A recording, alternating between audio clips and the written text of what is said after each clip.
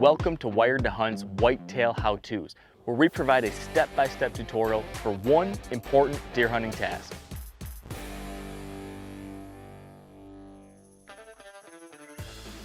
If I were to ask you what the trendiest, maybe most annoying thing you've heard about in the deer hunting world is these days, I'm betting a whole lot of you would talk about something like this right here, a saddle.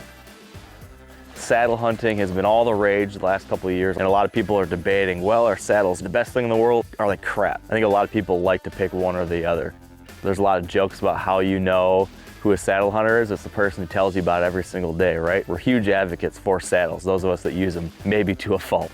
I thought I would give you guys my hot take on the pros and cons of using a saddle, because I've been hunting out of saddles now for 5 or 6 seasons, I think, and have used them quite extensively in a whole range of different situations across a whole bunch of different states, from Arkansas to Michigan to Virginia to Iowa and most points in between.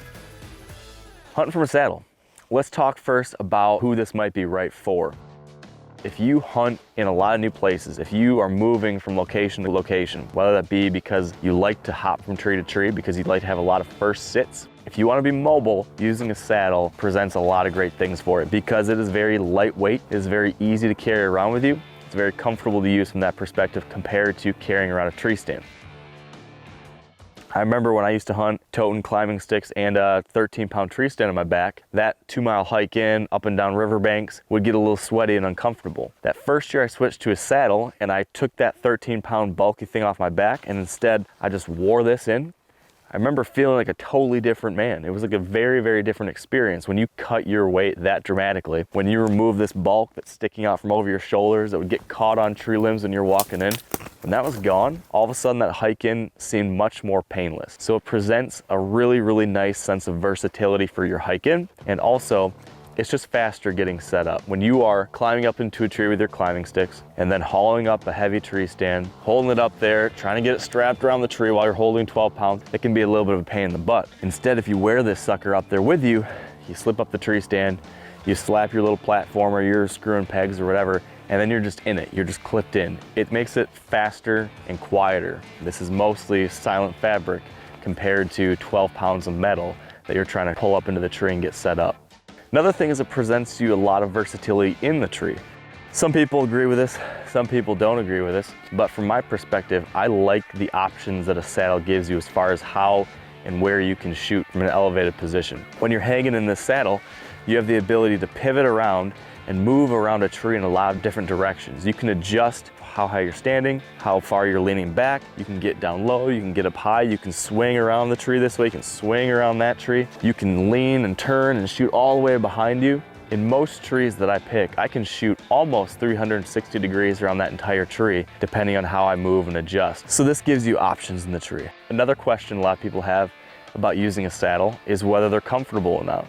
This is definitely going to be a subjective thing. It's going to be different for every person, really, but I found that they are actually quite comfortable just because of that versatility element. I can stand, I can sit back in the platform, I can lean back in my saddle, I can have my knees against the tree, I can have my knees to the side of the tree. You can change a lot of things with your setup so that there's never consistent pressure on any one thing. So it's not like you're just standing in the same position the entire day. For all day sits, I like this because I have that constant ability to change. For all those reasons, I've started using saddles a lot more and have been much more mobile with my hunting style because of it, because it just presents less of a inconvenience every time I want to move. When I want to pull a tree stand and move to a new spot, that just seems like more of a pain in the butt than if I want to unclip out of a rope, climb down and put sticks up again in another spot. I can move faster, I can make adjustments more quickly, and I don't mind if I have to hike in 2, 3, 4 miles because this is a lot lighter than hiking in with a tree stand. Some people just simply are more comfortable sitting in a tree stand versus using a saddle. It's definitely a personal preference kind of thing. So one of my recommendations would be, if you can, find a buddy who has a saddle and try it out. Just see how it feels, see what you think about it. You know, a number of saddle hunting companies are doing trials where they kind of travel around the country and you can check it out. Some people like the feel of this, some people don't. So see what the case is for yourself. Those are the good things, right? It's versatile, it's quiet, it's lightweight, you can shoot from a lot of different angles, you can get into places without having to haul a heavy tree stand.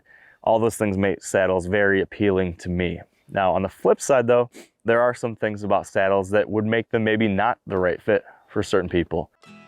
Number one, I think hunting from a saddle does require a little bit more physical, I don't want to say fitness, physical activity of some, I don't know what the right thing to say here is, but if you don't have a basic level of physical fitness, this just might not be the right style of hunting for you, because this does require not just the act of sitting in the saddle, but also the act of using climbing sticks to get up into a tree. And that's really the more physically trying part of this, right?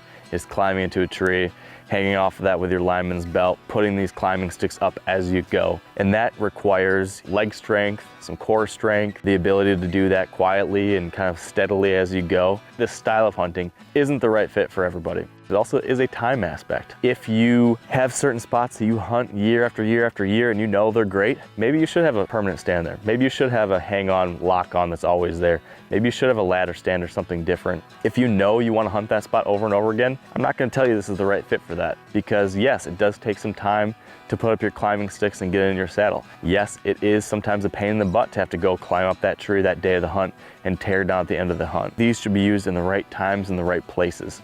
If you have a property you own and you've got a bunch of spots that are gold, put your permanent sets there. Don't worry about using your saddle for that. This is definitely best used in locations where you want to move around a lot. Hit new spots, try new things, hunting public land or new by permission stuff. A saddle and climbing sticks, the platform and your ropes, that's hundreds and hundreds of dollars. It's not cheap. That's different compared to buying a $40 cheapo hang-on tree stand at Walmart or something, right? It's gonna cost you a little more to get into this. If you're just getting started hunting, don't feel like you need to spend $1,000 on all the saddle setup and get going. That said, if you eventually do get into this enough, one other thing to consider here is that you buy one saddle and one set of climbing sticks and you can hunt a million different places with it. Versus if you want to have 15 different hunting locations with lock-on stands and sticks, you might need to buy 15 different tree stands to do that. Another thing to think about with these saddles is that it is simply different shooting from a saddle versus shooting from a standing position on the ground in your backyard or from a tree stand. A lot of us practice all the time standing in the backyard, right?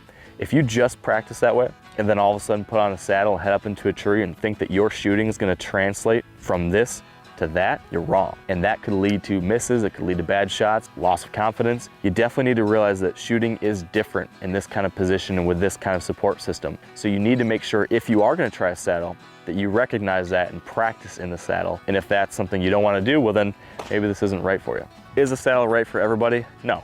Should you hunt from a saddle? I'm not going to tell you it's right for your situation. I will tell you that I use it probably 90% of my hunts now. But when I hunt my spots that I have hunted for years and years and I have permanent stands that I've put up in the past, I still hunt those. Those are still great. There's a time and a place for ladder stands, for lock-on stands, for box blinds, for ground blinds, for all these different things. A saddle is not the one size fits all. It's not for everybody. It's not for everywhere. It's a useful tool for certain situations.